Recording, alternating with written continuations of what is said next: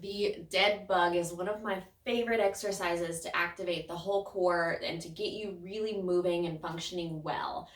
The dead bug is going to take into account the way that you breathe, your deep core, and pretty much moving your limbs away from the center of gravity. So you don't need any equipment. Again, remember, all of the ones I'm showing you this week, you don't need equipment for. They're all going to be able to be done at home. And I utilize this one a lot for my women, my mamas who are pregnant, making sure that you're not staying on your back for too long. So doing a few and then rolling to your side to take a break. But also for my mamas who are postpartum and looking for some sort of core activation so that they can start to build strength when they start to feel strong enough to do so. And being mindful too that your pelvic floor, I don't want you spending a whole lot of focus on when to Kegel, when not to Kegel with this exercise. This is going to be more so activating the breath and also focusing on the movement in the core. I'm going to show you two variations of it, one of which is the one that many of you have seen, and I'm going to show you that one first, and then I'm going to show you a modification of it, and then I'm going to show you the one that I have been utilizing recently since I took a female athlete course with Anthony Lowe, and I really enjoy this one because it activates a lot more of your core and it makes it a little bit harder and more difficult for you. So I had to give him a shout out, of course, because I didn't hear about it until then.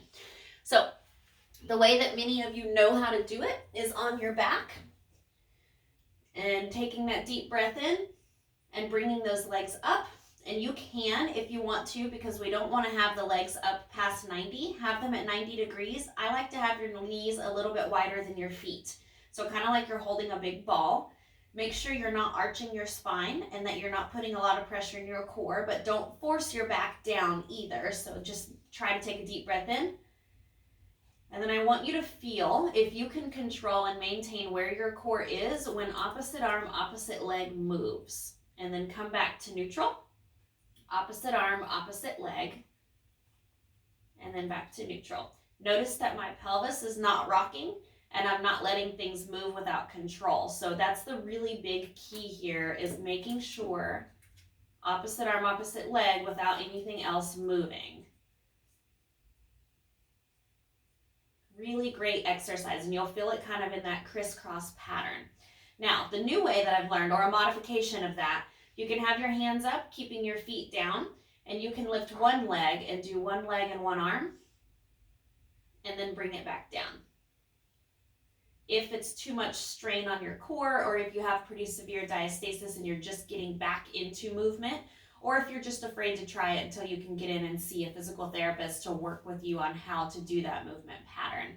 Another way that you can do it, and the one that I was telling you that I learned recently, you're going to actually have legs straight up, and you're going to make sure again that you have that nice straight spine, pelvis is not rocking, you're able to breathe, and you're going to do one arm overhead, back to neutral, other arm, back to neutral, and then you're going to do one leg at a time. Again, not letting your pelvis rock, back to neutral, other leg, back to neutral. Then you're going to do same arm, same leg, and then same arm, same leg on the other side, and then opposite arm, opposite leg.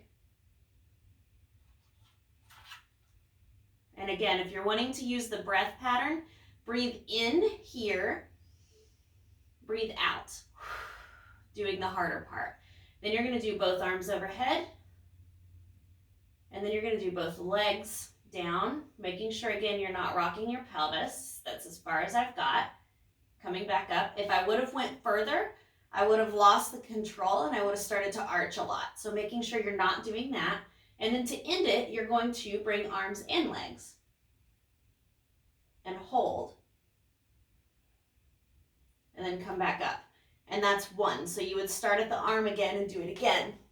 It's a great exercise to do that way because, as you can tell, it's a lot harder than the first one, but it also gives you a lot of different modification options. So if it's too hard for you to move your legs away from the center of gravity, you can bend your knees. So you can do here, and you can do bent knees and do the same concept and just touch the floor and do that. And with both legs, you can touch the floor and come back up instead of having them straight. because that's a longer lever and a little more difficult to move with.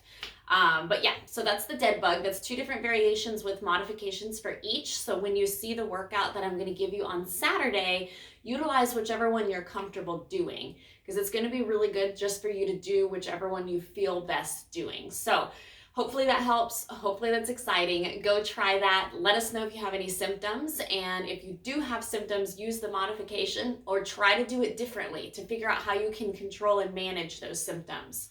But I'm excited for you to try.